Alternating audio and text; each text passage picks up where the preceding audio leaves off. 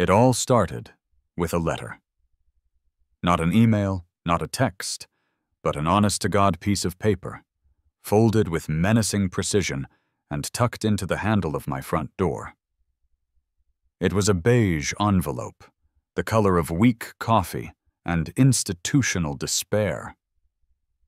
It was, in short, the perfect vessel for the most ludicrous accusation ever leveled against a grown man in the history of suburban warfare.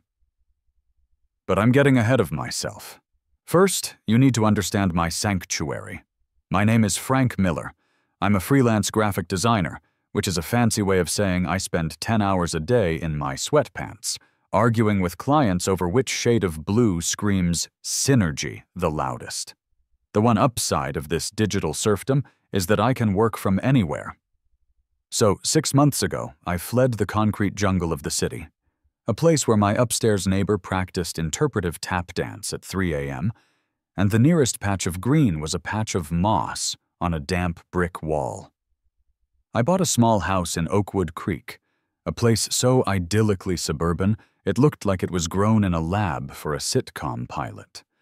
My goal was simple: peace, quiet, a distinct and profound lack of anything happening. And the crown jewel of my newfound tranquility was my yard. I didn't have a garden. Gardens are needy. They require weeding and watering and worrying about aphids. Gardens are a second job you don't get paid for. I had what I liked to call a curated rockscape. My lawn was a pristine, zen-like expanse of gray river stones, raked into gentle, calming waves. The only vegetation, if you could call it that, consisted of 3 stoic, perfectly spherical boxwood shrubs. They were green, yes, but a deep, serious, almost black green. A green that had seen things and wasn't about to gossip about it. My morning ritual was sacred. I'd make a cup of coffee, sit at my back window, and just look at it. The world outside my property line could be a screaming chaos of leaf blowers, political yard signs, and toddlers discovering the full sonic potential of their own lungs. But inside my little rectangle of real estate, there was only the silent dignity of stone and shrub. It was the beige noise of horticulture, and it was my Mona Lisa. Of course, not everyone appreciated high art. My next-door neighbor, and as I would soon learn, the iron-fisted president of the Oakwood Creek Homeowners Association, was a woman named Carol Peterson. Carol's yard was my yard's evil twin. It was a horticultural seizure, a riot of clashing colors so loud I was surprised the local FAA hadn't declared it a no-fly zone. Impossibly pink petunias fought for space with violently purple pansies, all lorded over by 2 plastic flamingos that I was pretty sure were tracking my movements. Several times a day, Carol would power walk past my house, her visor pulled down low like a fighter pilot's, her gaze sweeping over my rockscape. She'd look at my perfectly content shrubs, the way a vampire looks at a garlic necklace. I'd see the slight curl of her lip, the judgmental squint. I just figured she was a flower person, a maximalist. I didn't realize she was a zealot. That brings me back to the beige envelope. I peeled it from my door handle. It felt stiff, important. It had the HOA logo on it, an oak tree that looked more like a threatening piece of broccoli. I slid it open with my house key and unfolded the single sheet of paper inside. At the top, in a severe all-caps font, it read, "Notice of violation." My heart did a little pitter-patter. Did I leave my trash can out too long? Was my mailbox not the correct shade of federally mandated black?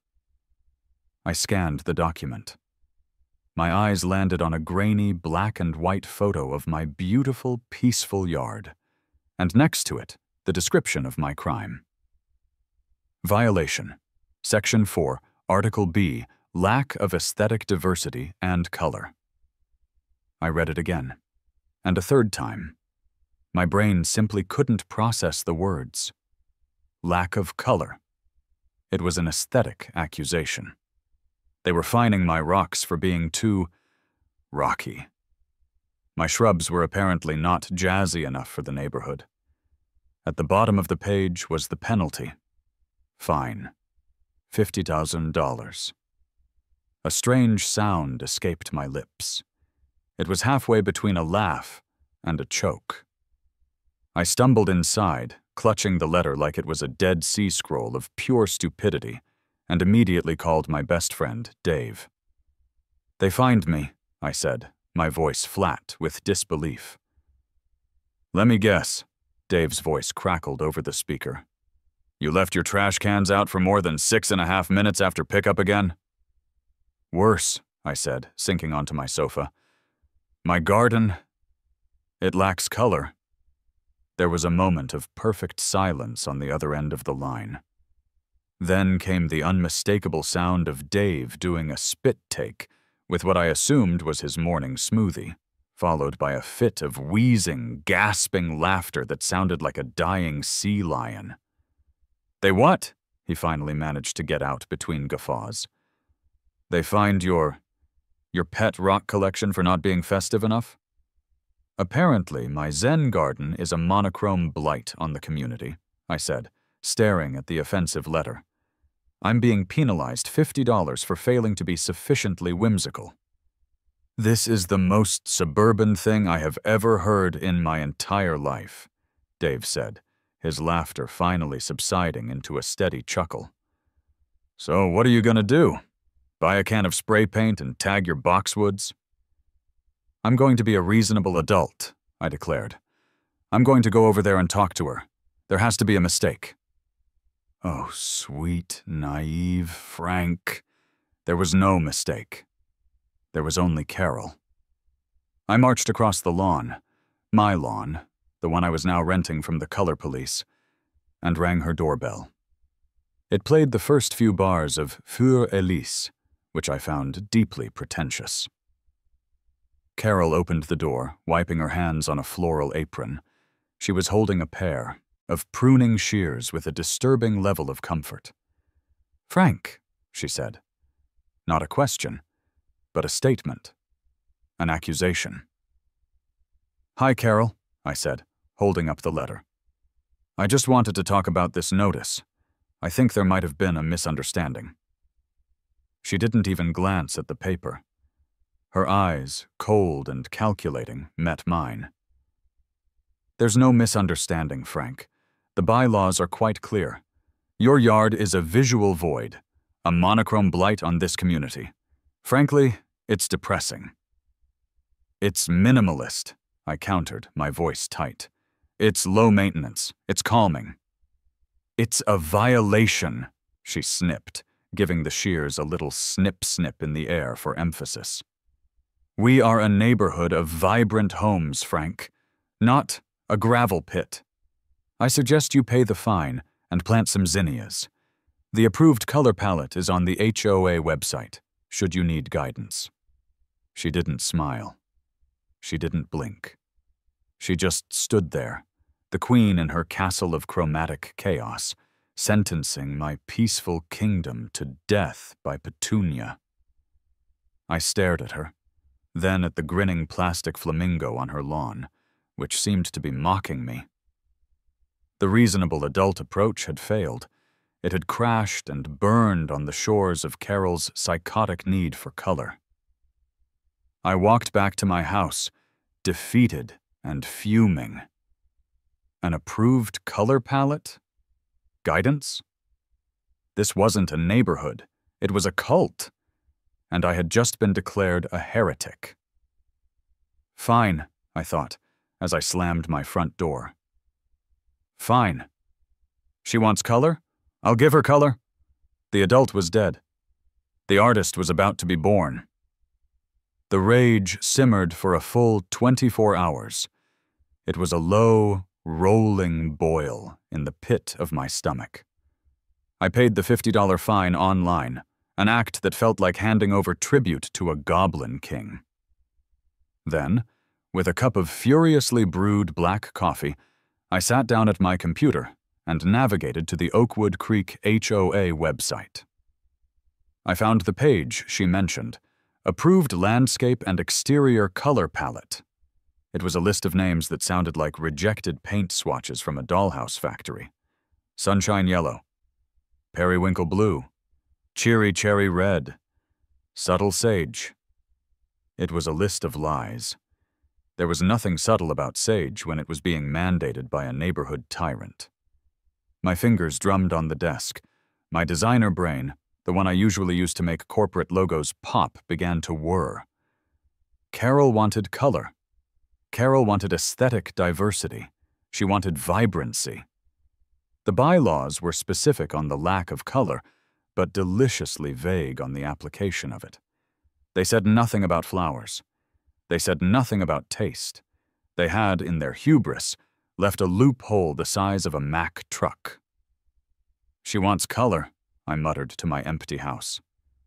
Fine, I'll give her color. I'll give her so much color she'll need sunglasses to get her mail.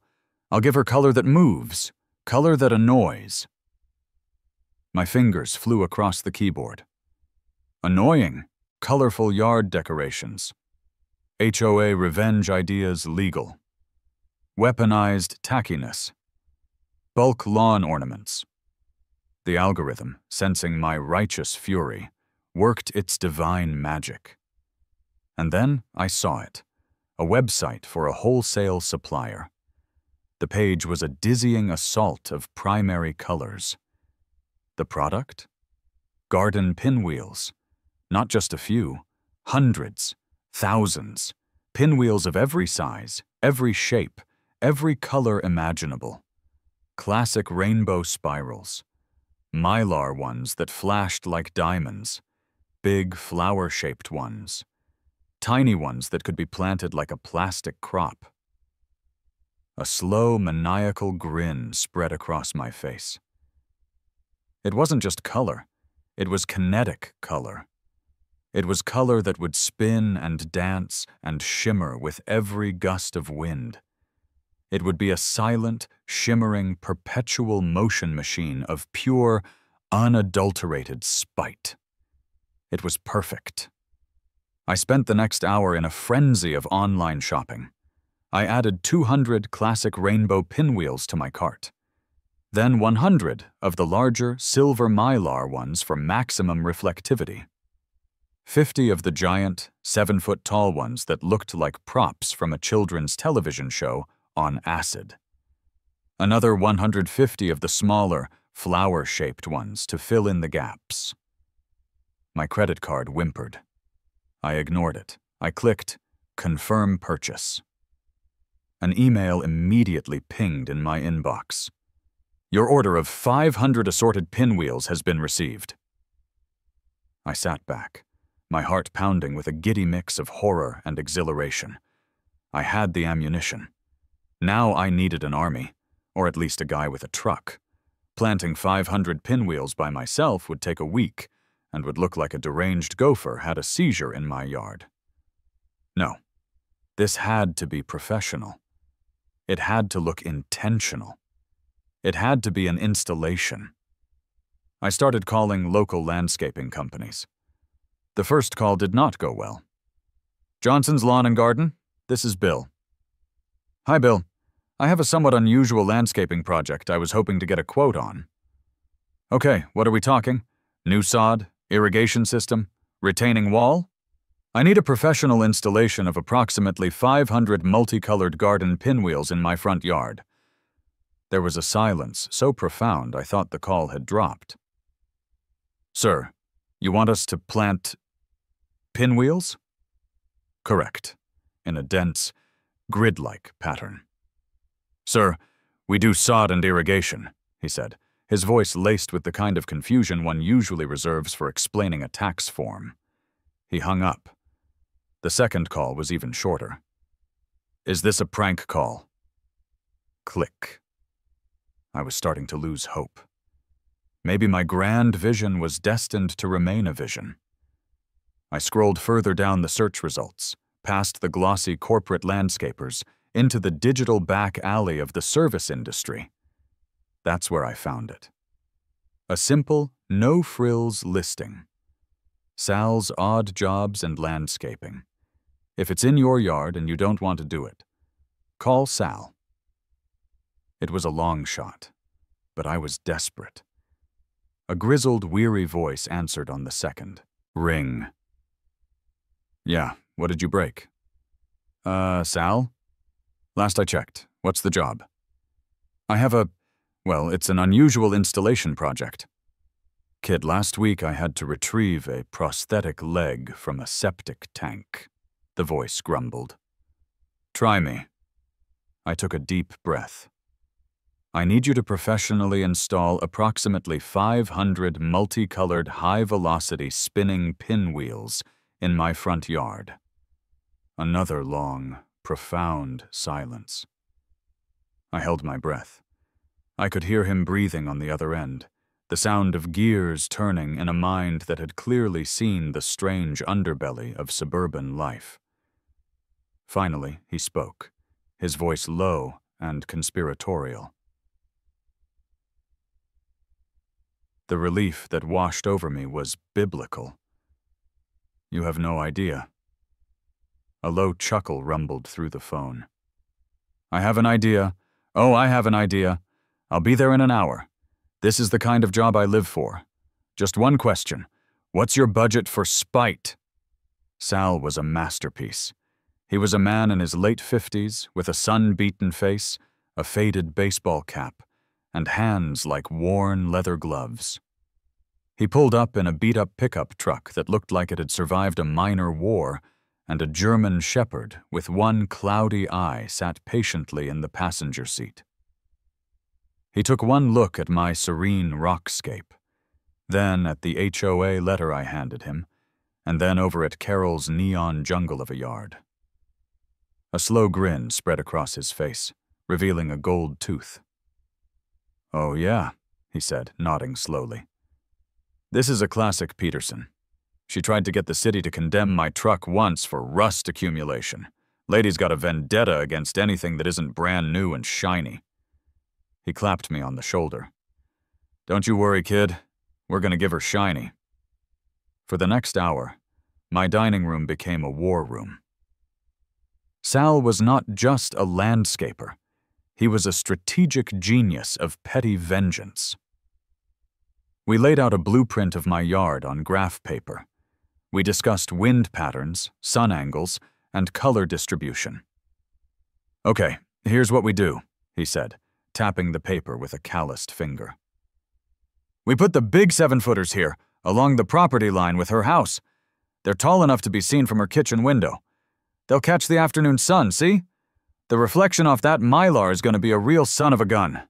It'll be like living next to a disco ball. What about sound? I asked, a thrill running through me.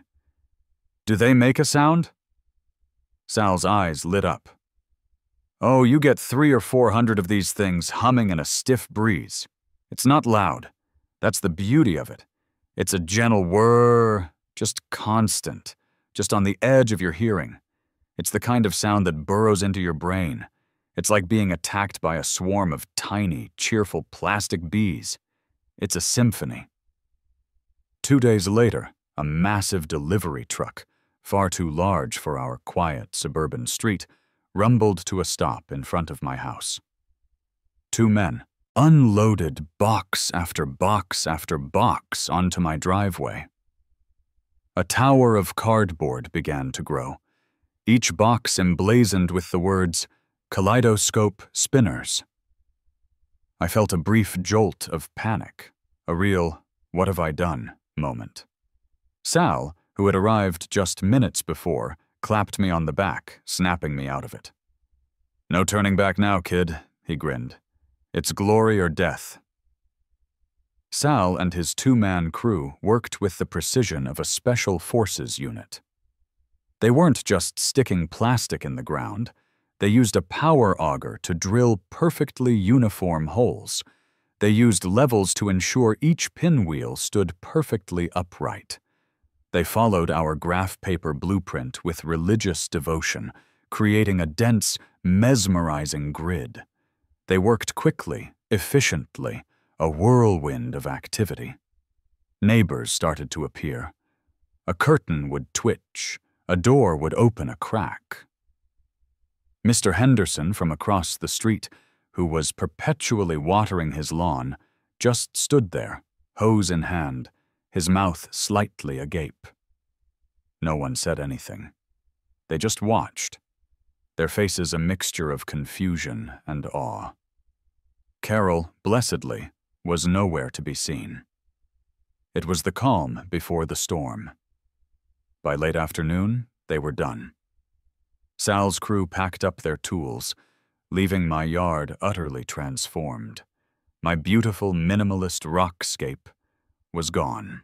In its place stood an army, a silent, stationary sea of plastic and mylar, 500 soldiers of spite standing at attention, waiting for their orders, waiting for the wind.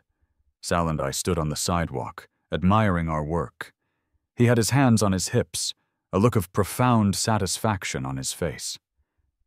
"Now we wait," he said, his voice hushed with reverence. And then it came. A gentle afternoon breeze, rustling the leaves of the oak trees that gave our neighborhood its name.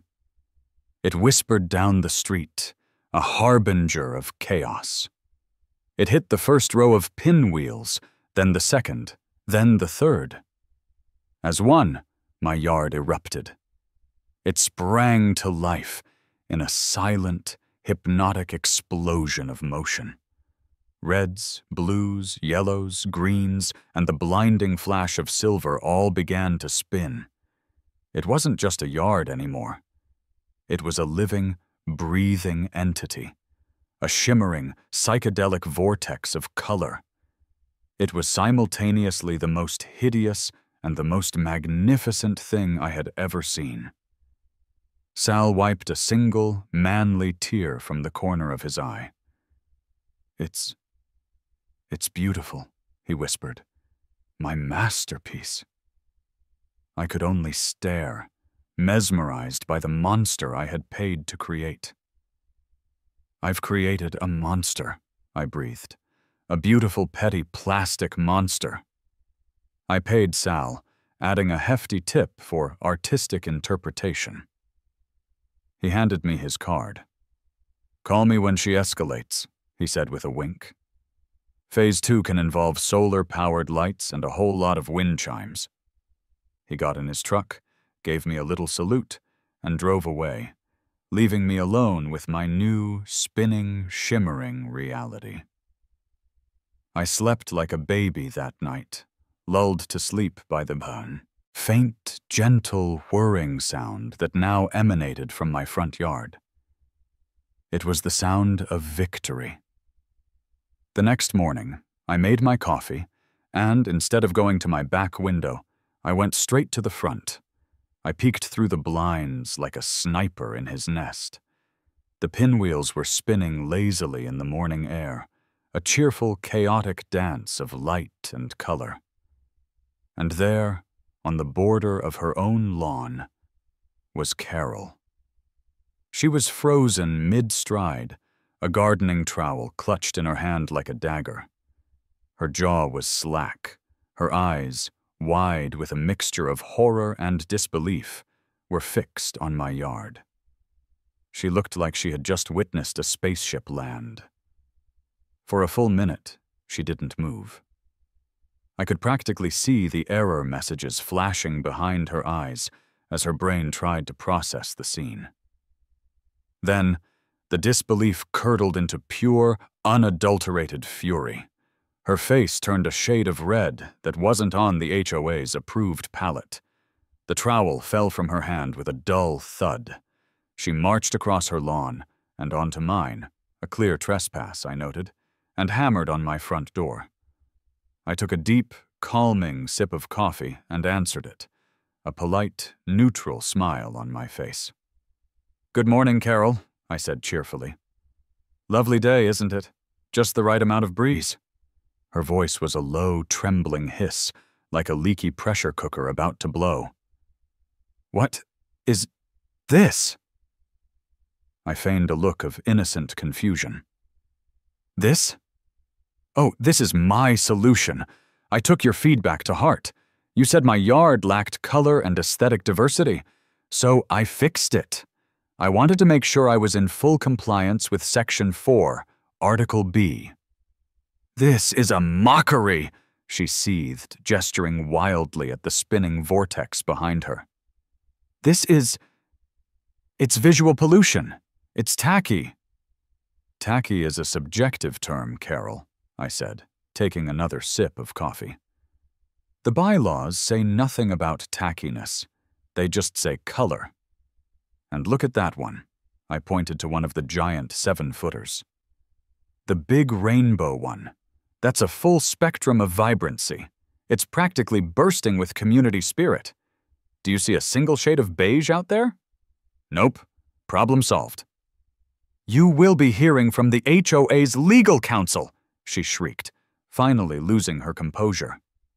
She spun on her heel and stormed back to her house, leaving me alone on my porch.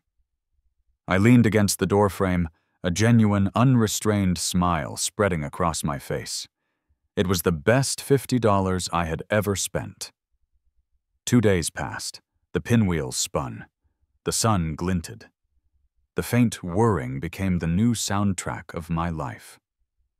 And then, as I was in the middle of a heated email exchange about the kerning on a corporate pamphlet, I saw it. A police car, cruising slowly down our street. It pulled to a stop directly in front of my house. My heart leaped into my throat. Had I gone too far? Was there some obscure city ordinance against excessive whimsy? 2 officers got out. One was older, with a mustache that had seen decades of thankless public service and a face etched with a permanent look of weary resignation. The other was a rookie, young and earnest, trying very hard to look serious. Behind them, scurrying out of her house like a field marshal directing her troops, was Carol. She was pointing at my yard, then at my house, her face a mask of righteous indignation. I took a deep breath, put on my best, law-abiding citizen face, and walked outside to meet them. The older cop, whose name tag read Miller, sighed the sigh of a man who was contemplating every life choice that had led him to this moment. "Good afternoon, sir. We, received a complaint about, disturbance." "A disturbance, officer?" I asked, looking around at the peaceful suburban street. "Everything seems pretty quiet to me. Just a bit of a breeze." "It's the light," Carol interjected, marching up to the group. "The reflection. When the sun hits those silver ones, it's blinding. I'm worried it could distract a driver. It could blind the pilots of passing airplanes." The rookie, Officer Davis, glanced at the pinwheels, then back at his partner, his lips twitching. I could see the laughter fighting to escape. "And the noise," Carol continued, her voice rising. "It's a menace, a constant high-pitched whining. It's giving me migraines." Officer Miller turned his tired gaze from Carol to the pinwheels, then back to me. He listened intently for a moment. The only sound was the gentle rustling of leaves and the distant drone of a lawnmower 3 streets over. "Ma'am," he said, his voice as flat as a prairie, Are they making the noise right now?" "Not constantly," she huffed. "But when the wind blows, it's maddening." Miller turned to me. "Sir, is there a city ordinance against garden pinwheels?" "Not to my knowledge, officer," I said calmly. "I checked the city code before I began my landscaping project.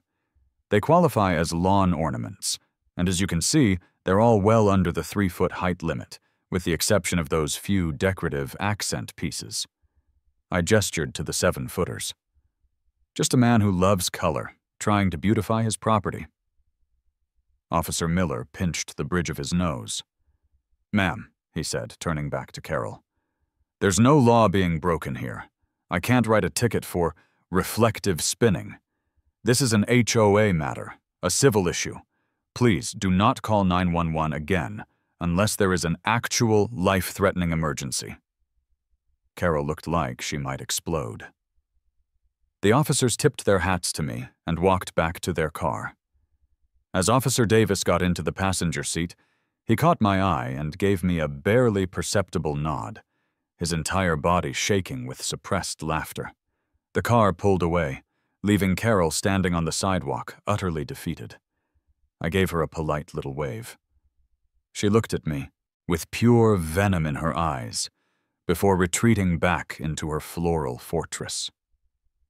The police visit turned my little dispute into a local legend. The Pinwheel field became a landmark, and to my surprise, the neighborhood began to divide.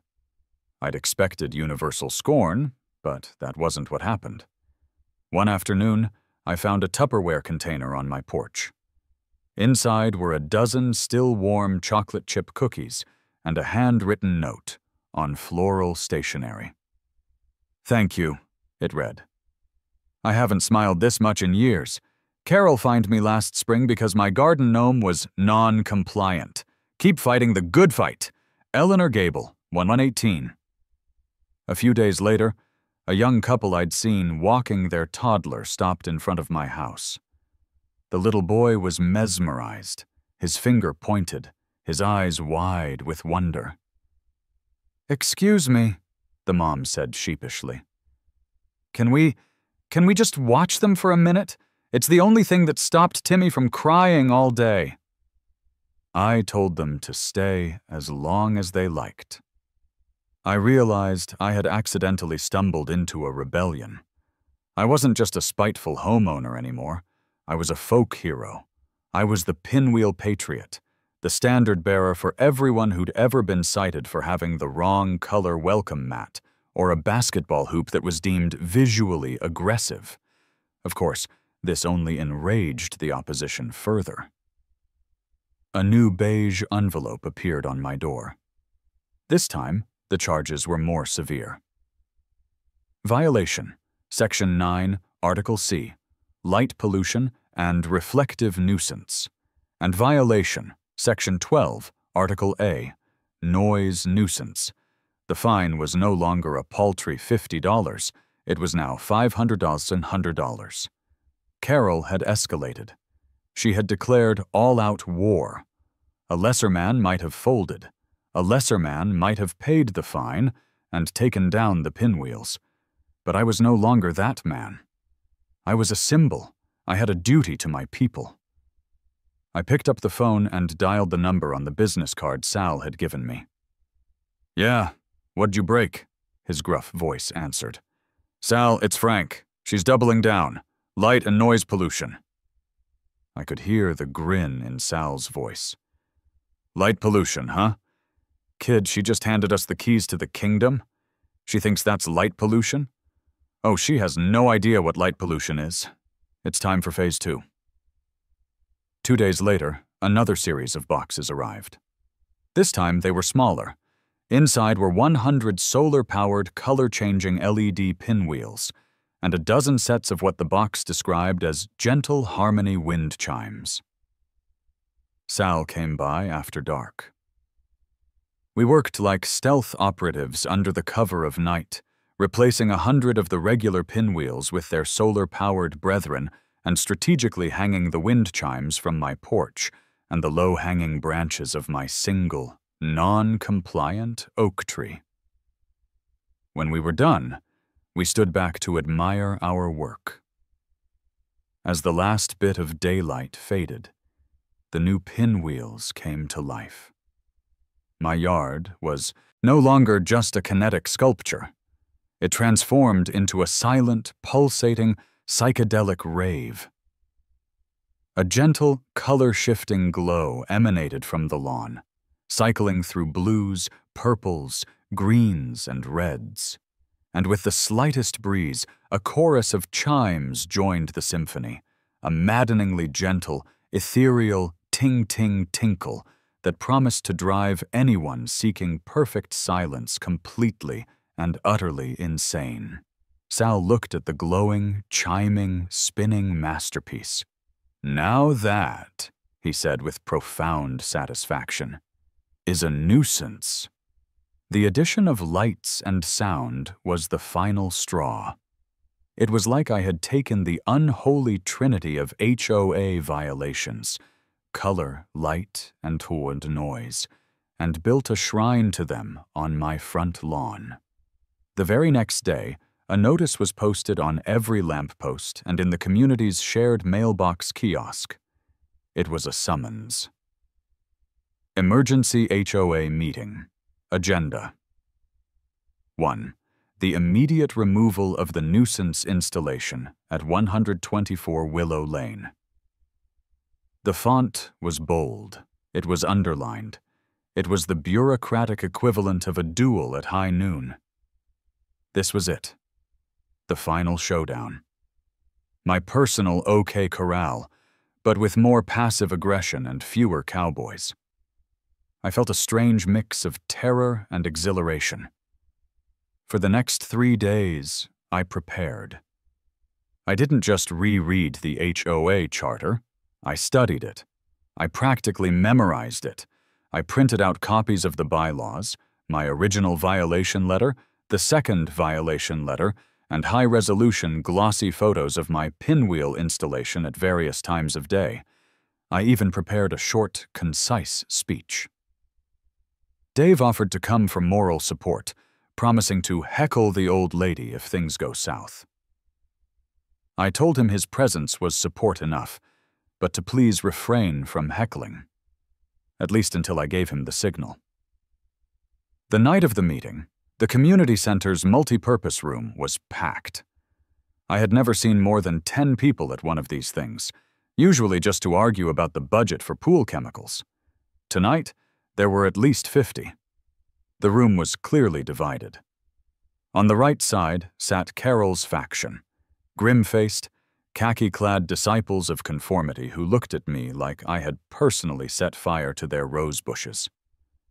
On the left sat my people, a motley crew of the amused, the curious, and the openly supportive.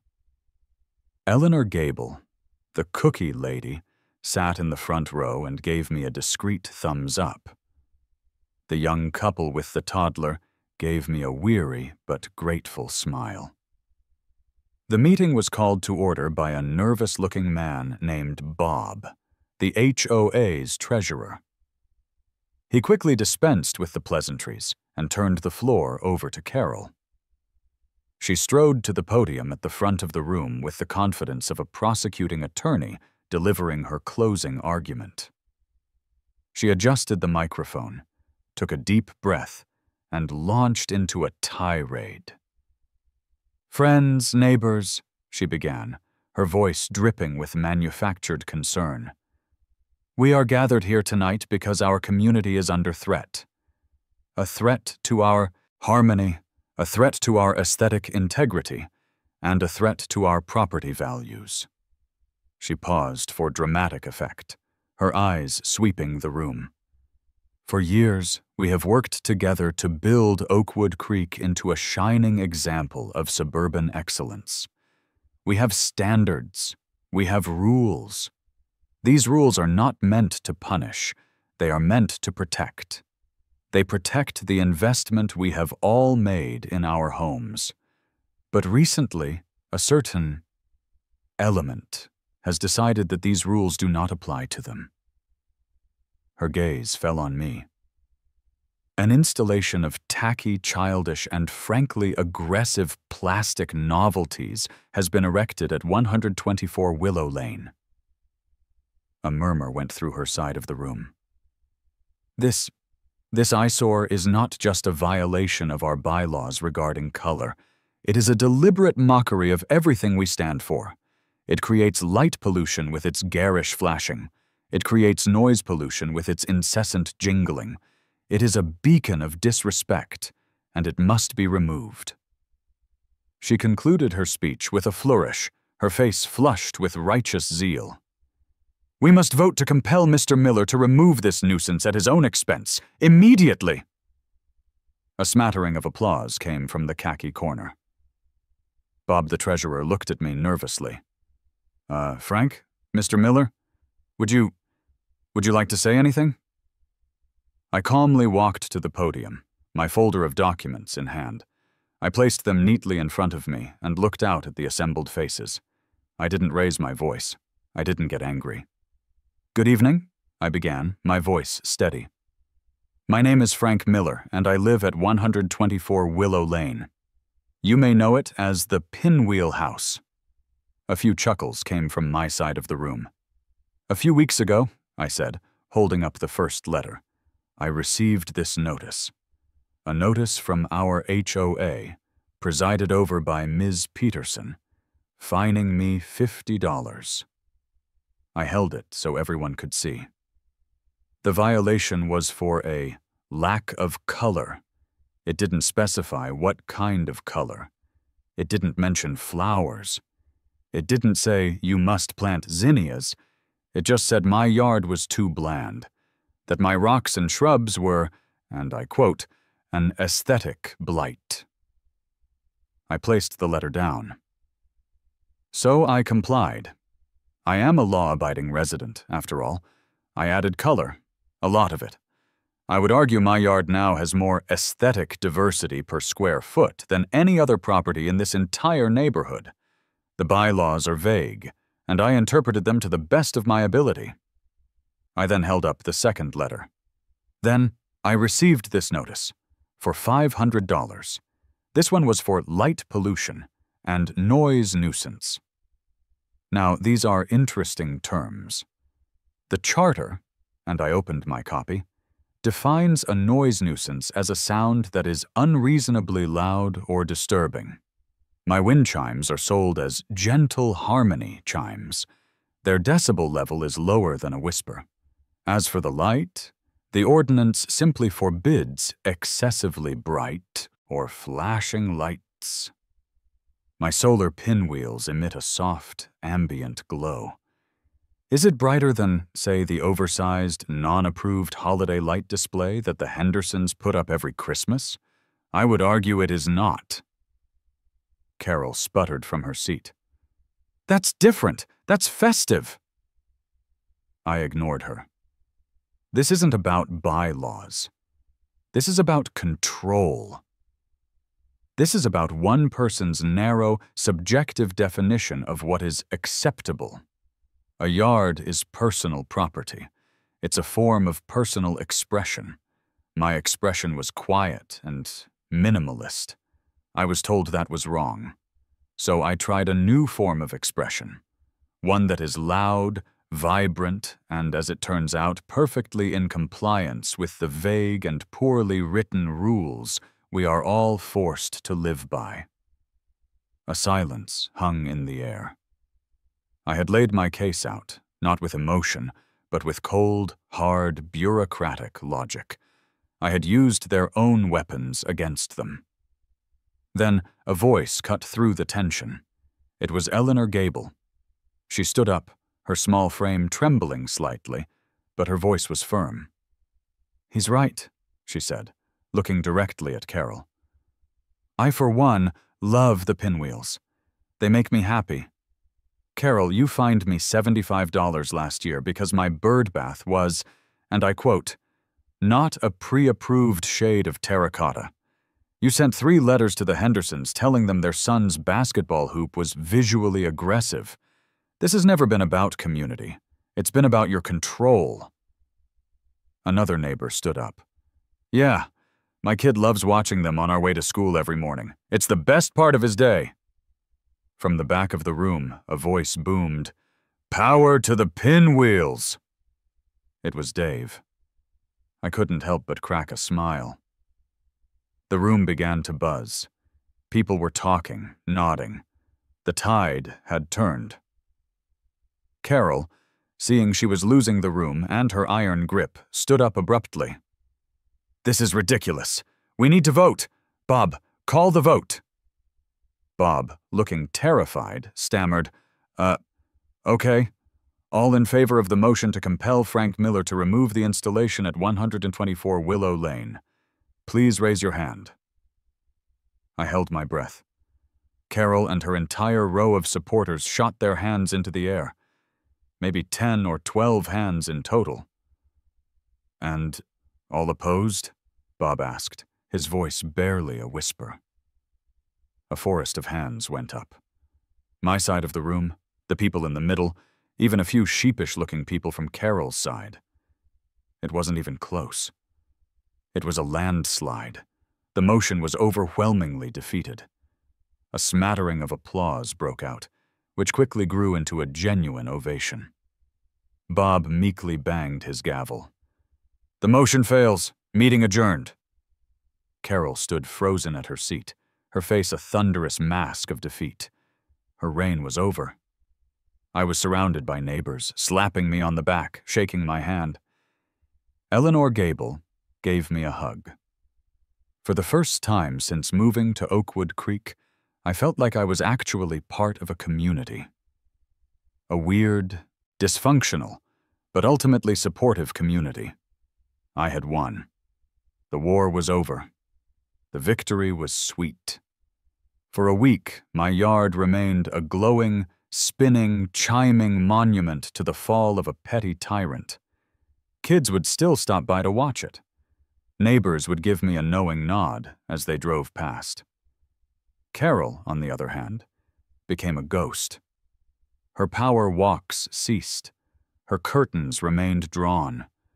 The plastic flamingos on her lawn seemed to droop with shame. But the truth was, the pinwheels had served their purpose. I had never intended for my yard to be a permanent psychedelic tourist attraction. The point had been made, loudly and colorfully. It was time for a strategic withdrawal. It was time to get my rocks back.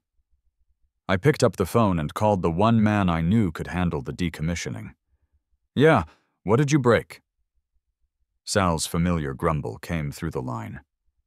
Sal, it's Frank, I said, a smile in my voice. The war is over. We won. I could hear him beaming. I saw it on the local news blog. Pinwheel Patriot defeats HOA tyranny. Kid, you're a legend.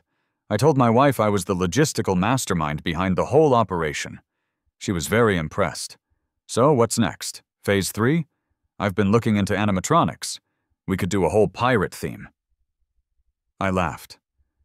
Actually, I was thinking of something a little more subdued. Can you take them down? There was a moment of silence. You sure? He asked, a hint of genuine sadness in his voice. It's a shame to dismantle a masterpiece. The masterpiece did its job, I said. Besides, I'm starting to miss my rocks. Understood, General, he said. We'll begin demobilization at 0800 tomorrow. Sal and his crew arrived the next morning, and with the same professional care they had used to install them, they began to remove the pinwheels. They worked backwards, pulling each one from the earth and carefully packing it into a box. It felt like watching a parade being disassembled. As they worked, something amazing happened. The young couple with the toddler, Timmy, came by. Are you getting rid of them? The mom asked, a little sadly. The big ones. Yeah, I said. An idea sparked. Hey, Timmy, I said, kneeling down. Which one is your favorite? His little finger shot out and pointed at a medium-sized classic rainbow spinner. I pulled it from the ground and handed it to him. His face lit up with a joy so pure it was almost blinding. That started a trend. As Sal's crew took the pinwheels down, I began giving them away. I gave a dozen to the Henderson kids for their backyard. I gave a handful of the smaller flower ones to Eleanor Gable, who planted them gleefully around her non-compliant bird bath. By the end of the day, 100 pinwheels had been redistributed throughout the neighborhood, little flags of a quiet revolution. By the time Sal was done, my yard was back. The gray river, stones were raked into their familiar, calming waves.